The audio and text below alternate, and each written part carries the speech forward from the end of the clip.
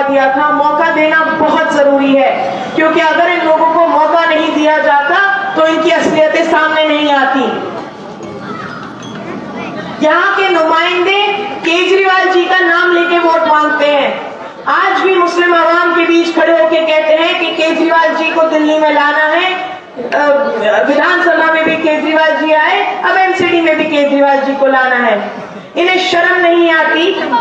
ये वही केजरीवाल जी हैं जब सीएनआरसी के प्रोटेस्ट में शाहीन बाग की औरतें, इस इलाके की औरतें, माएं, बहनें, बेटियां सुबह शाम दिन रात उस प्रोटेस्ट में बैठी रहती थी, सर्द रातों में वहां बैठी रहती थी। ये वही केजरीवाल जी हैं जिन्होंने कहा था दिल्ली पुलिस मेरे अंडर कर दो, मैं यहाँ का प्रोटेस्ट उखड़वा दूंगा। जब यहाँ की आवाम अपने हक के लिए लड़ रही थी, जुल्म और ज्यादती के खिलाफ लड़ रही थी, तो यही केजरीवाल थे जिन्होंने गुंडों को भेजा था यहाँ की औरतों पे लाठियां चलवाने के लिए उस प्रोटेस्ट में। जिस वक्त मैं जामिया की स्टूडेंट रही हूँ, मैंने जामिया से ही तालीम अपनी ली है, जिस वक्त हम जामिया के लोग, हमारे भाई और बहन वहां प्रोटेस्ट में खड़े थे और हमारे भाइयों पे लाठियां चलाई गई, कहां थे ये आम आदमी के केजरीवाल? क्यों नहीं आए आम आदमी के बीच? हमारा हाल क्यों नहीं पूछा कि हमारे भाइयों से क्यों नहीं पूछा गया कि तुम पे लाठियां चलाई गई, तुम पे गोली चलाई गई, तुम किस हाल में हो? रातों रात कितने भाइयों को घरों से उठा लिया गया, कितने सेक्शंस उन पे लगा दिए गए। आज तक कितने भाइयों का मालूम नहीं है। माएं आज तक अपने बेटों को ढूंढ रही हैं। ये पुलिस की ज्यादती इस इलाके में पिछले कुछ सालों में किस कदर बढ़ गई है। ये वही केजरीवाल जी हैं जिन्होंने कोविड के वक्त, आप सब वाकिफ हैं, जब कोविड फैला था दिल्ली में तो इन्होंने कहा था कि ये मरकज जिम्मेदार है कोविड फैलाने का दिल्ली में। जिस वक्त टीवी पे के नंबर दिखाए जाते थे, मौलाना साहब जैसी अजीम शख्सियत को इस केजरीवाल ने किस तरह से बदनाम किया था, किस तरह से उन्हें रुस्वा किया था, आप सब इस बात से वाकिफ हैं, आप सब इस बात को जानते होंगे। जिस वक्त दिल्ली में दंगे हुए, 3 दिन तक किस कदर का खून खराबा वहां होता गया, कितने भाई हमारे शहीद हुए, कहां थे ये केजरीवाल जी? और यहाँ के जो आम आदमी पार्टी के नुमाइंदे हैं वो इन्हीं केजरीवाल जी का नाम लेके हमसे वोट मांग रहे हैं। इनके जितने काम इस दिल्ली में जब से इनकी सरकार आई है, इन्होंने सिर्फ और सिर्फ प्रोपेगेंडा वाले काम करे हैं। इस इलाके में एक भी एमसीडी स्कूल नहीं खुला है पिछले 8 सालों में। जो स्कूल चल रहे हैं वो पुराने चल रहे हैं और उनका भी पिछले 8 सालों में हाल खराब करके रख दिया गया है। कितने स्कूल में तो प्रिंसिपल्स तक अलॉटेड नहीं है, सीनियर और हालात से आप सब लोग पुराने बने हुए स्कूल है, उनका भी क्या हाल है। फ्री बिजली, फ्री पानी की बातें करते हैं ये लोग। किस बात की फ्री बिजली? 200 यूनिट हम ये मुफ्त दे रहे हैं, इस बात का तो ये बेहिसाब हंगामा काट देते हैं। 70 लाख की एडवर्टाइजिंग पे 50 करोड़ ये खर्च कर सकते हैं, लेकिन वो पैसा ये काम में नहीं लगा सकते। फ्री बिजली की बात आती है, 200 यूनिट तो आवाम को बता दिया कि आपको मुफ्त दी जा रही है, फ्री दी जा रही है, लेकिन ये नहीं बताया गया कि जब शीला दीक्षित जी की सरकार थी तब 2.5 रुपए पर यूनिट से चार्ज शुरू होता था बिजली का, और अब 200 यूनिट के बाद 3.5 रुपए पर यूनिट से चार्ज शुरू होता है। इन बातों, यही गुमराही करी गई है, इन बातों से महरूम रखा गया है यहाँ के आवाम को, सिर्फ प्रोपेगेंडा करा गया है। पोल्यूशन कितना बड़ा मुद्दा है दिल्ली में, आप सब लोग वाकिफ हैं। पहले तो कुछ दिन का पोल्यूशन रहता था, अब तो महीना भर पोल्यूशन रहता है, महीनों रहता है। जब तक दिल्ली में इनकी सरकार थी तब तक इनका कहना था कि पंजाब में जो खेती कटने के बाद बची हुई फसल होती है उसको जलाते हैं, उस वजह से पोल्यूशन दिल्ली में आता है। अब तो पंजाब में भी इन्हीं की सरकार बैठी है, अब क्यों नहीं रोक पा रहे पोल्यूशन को ये?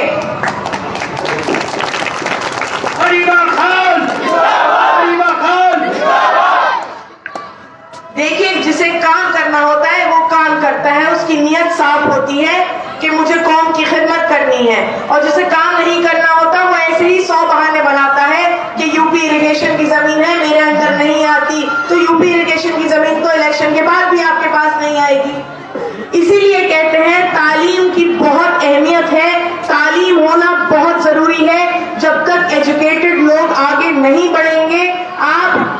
बात को अहमियत नहीं देंगे। पढ़े लिखे लोगों को मालूम होता है किस तरह से सिस्टम में घुसना है, किस तरह से एडमिनिस्ट्रेशन से काम करवाना है, क्या राइट्स है, क्या रूल्स है, किस तरह प्रपोजल्स आके रखने हैं, किस तरह मीटिंग्स करवानी है, किन डिपार्टमेंट्स में जाके अपना काम करवाना है। मैं एक और वाक्य पे आप लोगों से थोड़ी बात करना चाहती हूँ। 5 दिन पहले शाहीन बाग सी ब्लॉक तैयब मस्जिद पे एक वाकया हुआ है।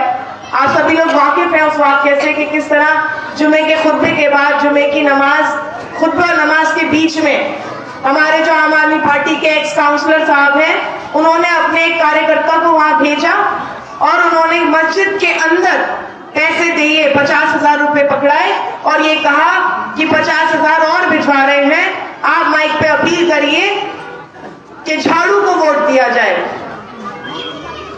इस कदर की शर्मनाक हरकत करी गई एक मस्जिद जैसी पाक जगह जहां इंसान जाके दुनिया भूल जाता है, उसका रास्ता सिर्फ उसके खुदा से होता है, वहां पे इस कदर की घटिया हरकत करी गई। ये आम आदमी पार्टी जो है बीजेपी को कहती है कि ये धर्म की सियासत करती है, धर्म की राजनीति करती है, बिल्कुल करती है। और आपने भी साबित कर दिया कि आप भी बीजेपी की बी टीम हैं, आप भी वही हरकत पे उतार हुए हैं। आप एक मस्जिद में जाके, अरे आप यहाँ के लोगों का ईमान इतना कमजोर समझते हैं कि चंद हराम की कमाई पे यहाँ के लोगों का ईमान बिक जाएगा। ये कैसी ज़हनियत है इन लोगों की, कैसी घटिया सोच है इन लोगों की। ये मुसलमानों को इतना बिकाऊ समझते हैं, इतना कमजोर समझते हैं। बीच में कटाने वहां के लोकल रेजिडेंट्स ने इस पे फौरन हंगामा खड़ा करा कि ये गलत हरकत हो रही है। हमारे वालिद साहब के पास उस वक्त फोन आया कि आप फौरन यहाँ आके इसके खिलाफ बोलिए, इसके खिलाफ एक्शन लीजिए। जब वो वहां पहुंचे, पुलिस को भी बुलाया गया कि आप यहाँ आके देखिए किस तरह खुल्लम खुल्ला वोट खरीदने की कोशिश करी जा रही है। जब हमारे वालिद साहब वहां पहुंचे, उन्होंने ज्यादती के खिलाफ आवाज उठाई, आवाम के लिए आवाज उठाई, आवाम के खिलाफ जो जुल्म और ज्यादती है उसके खिलाफ हमेशा उन्होंने आवाज उठाई है पिछले 20-25 सालों में। और एक बार फिर उन्होंने आवाज उठाई तो पुलिस ने हमारे काउंसलर साहब के खिलाफ एक्शन लेने की बजाय हमारे वालिद साहब के खिलाफ FIR कर दी। हटा दो, बोल दो।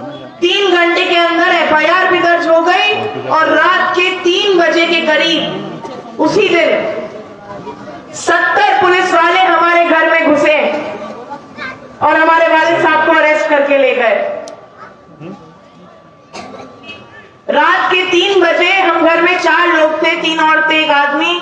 70 पुलिस वाले दीवारें लांग के घुसे, चोरों की तरह घुसे, गुंडों की तरह घुसे, दरवाजे तोड़ के घुसे, बिना लेडी कांस्टेबल्स के घुसे। आप पुलिस के अंदर दहशत और खौफ का आलम देखिए कि एक आदमी को पकड़ने 70 पुलिस वाले घुसे। किस कदर पुलिस में डर और दहशत बैठ रही है कि ये लोग अब सत्ता में आ सकते हैं, ये लोग पावर में आ सकते हैं और अगर ये जीत गए तो ये आते ही सबसे पहले पुलिस को भी दिख रहा है कि देखिए पुलिस की सख्ती एक अलग चीज होती है, लेकिन इस इलाके में जो पुलिस के काम है वो उसको पुलिस की सख्ती नहीं कहा जाएगा, उसे पुलिस की गुंडागर्दी कहा जाएगा। जिस तरह से दुकानदारों को यहाँ परेशान किया जाता है, 9 बजते ही पुलिस आ जाती है डंडा लेकर और हर दुकानदार के शटर गिरवाने शुरू कर देती है। जब तक हफ्ता नहीं लेती है पुलिस, तब तक दुकानें नहीं खुलने देती है 11-12 बजे तक। दिल्ली के हर इलाके में दुकानें 1-1 बजे तक खुली हैं। कोई अपने घर के बाहर समरसेबल नहीं करा सकता बिना 25-30 हजार रुपए दिए। अब तो पुलिस के अलावा एमसीडी भी आ रही है पैसा खाने के लिए। ये किसकी जिम्मेदारी बनती है? कौन कसूरवार है इस इलाके में इस जुल्म और ज्यादती का?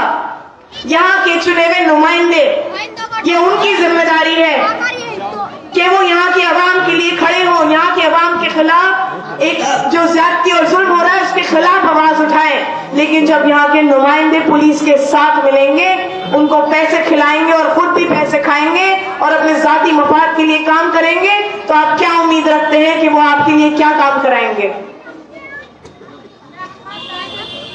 हमारे वालिद साहब को अरेस्ट करा गया और आज 5वां दिन है, अभी तक काउंसलर साहब के खिलाफ FIR तक दर्ज नहीं हुई है।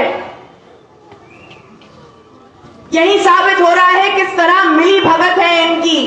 ये हमें डराना चाहते हैं, ये चाहते हैं कि मैं डर के घर बैठ जाऊं, हमारा इलेक्शन खराब करना चाहते हैं। इन्हें बेवकूफों को ये नहीं पता कि जिसके दिल में अल्लाह का खौफ और डर होता है वो किसी से नहीं डरता।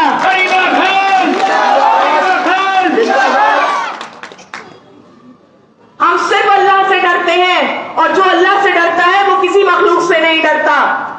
मैं कल भी मजबूती से खड़ी थी, मैं आज भी मजबूती से खड़ी हूं और एक आसिफ मोहम्मद खान को बंद कर देंगे, लेकिन जो 1000 आसिफ मोहम्मद खान यहाँ खड़े हैं मेरे साथ, उन्हें कैसे रोकेंगे? आसिफ भाई, आसिफ भाई, आसिफ भाई। आपकी सरपरस्ती मेरे साथ है, मेरे बड़ों की सरपरस्ती मेरे साथ है, मेरी माँ और बहनों का प्यार मेरे साथ है। मैं शाहीन बाग की बेटी हूं, मैं यहाँ की माओं की बेटी और बहन हूं। हम शाहीन बाग की औरतों को जब बड़ी बड़ी सरकारें नहीं हटा पाई तो ये लोग क्या चीज हैं?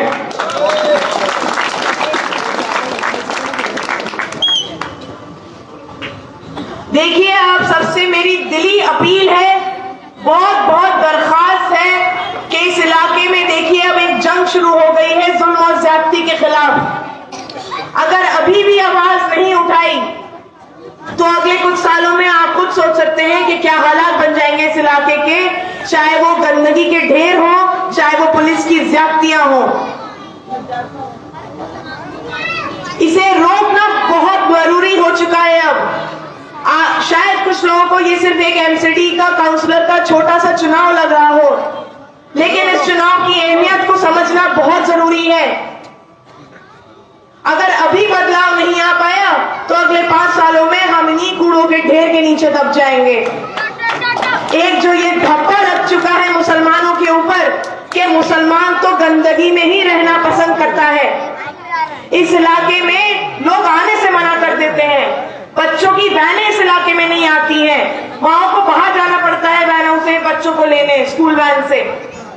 कैब वाले आने से मना कर देते हैं, टैक्सी वाले आने से मना कर देते हैं, ऑटो वाले अंदर आने से मना कर देते हैं। क्या वजह है इसकी? यहाँ की सड़कों का ये आलम है, यहाँ की गंदगियों का, नालों का ये आलम है कि इंसान पैदल तक तो सही से चल नहीं पाता। और हर गली में एक छोटा कूड़े का ढेर तैयार रखा है बड़ा होने के लिए। जहां जिस गली में जाके जिससे बात करो, हर आदमी ये कह रहा है कि मैं अपने पास से पैसे दे रहा हूं, इस गली की सफाई करवा रहा हूं। ये आपकी जिम्मेदारी नहीं बनती कि आप पैसे दे के सफाई कराएं। हाँ, आपकी जिम्मेदारी बनती है कि आप जब सफाई सुथराई का काम हो तो आप उसको मेंटेन करके रखें, आप उसमें इजाफा ना करें गंदगी का। लेकिन ये यहाँ के नुमाइंदों की जिम्मेदारी बनती है कि इलाके के हालात को सुधारें।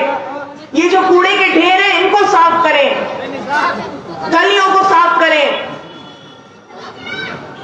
मुद्दे बहुत सारे हैं और एक मुद्दा तो इतना बड़ा है इस इलाके में कि आज तक और पिछले कुछ सालों में तो खास करके औरतों के मसले मसाइलों पे कोई काम नहीं हुआ है। इस इलाके में एक भी पिंक टॉयलेट नहीं है, और पिंक टॉयलेट छोड़िए कोई पब्लिक टॉयलेट तक नहीं है इस इलाके में। ये कितनी बेसिक फैसिलिटीज हैं जो यहाँ के लोगों का राइट बनता है, जिसपे कि उनके पूरा और यहाँ के नुमाइंदों का फर्ज बनता है कि यहाँ के लोगों को इन एमिनिटीज से उनको अवेल कराई जाए। लेकिन यहाँ क्योंकि करप्शन इतना फैल चुका है, बात वही आ जाती है कि जो जाती मुफाद के लिए अपने काम करेंगे उनका फोकस फिर इसी पे रहेगा कि वो अपनी बिल्डिंगें बना ले, ना कि सड़कें बनाएं। आप सभी से मेरी बहुत बहुत गुजारिश है, बहुत अपील है, आप लोगों को और हमको साथ मिलके चलना है, एकजुट होके हमको इस जंग का सामना करना है, इस जुल्म और ज्यादती के खिलाफ एक लड़ाई लड़नी है। और देखिए, बहुत कीमती वोट है आप सब लोगों का। कहते हैं बूंद बूंद से समंदर बाहर निकलिएगा, जाके वोट डालिएगा, तभी एक बदलाव आ पाएगा इस इलाके में। एक मैं छोटा सा बस चंद अल्फाजों में अपनी बात खत्म करूंगी कि हम अमन चाहते हैं, हम अमन चाहते हैं, मगर जुल्म के खिलाफ अगर जंग लाजमी है तो जंग ही सही।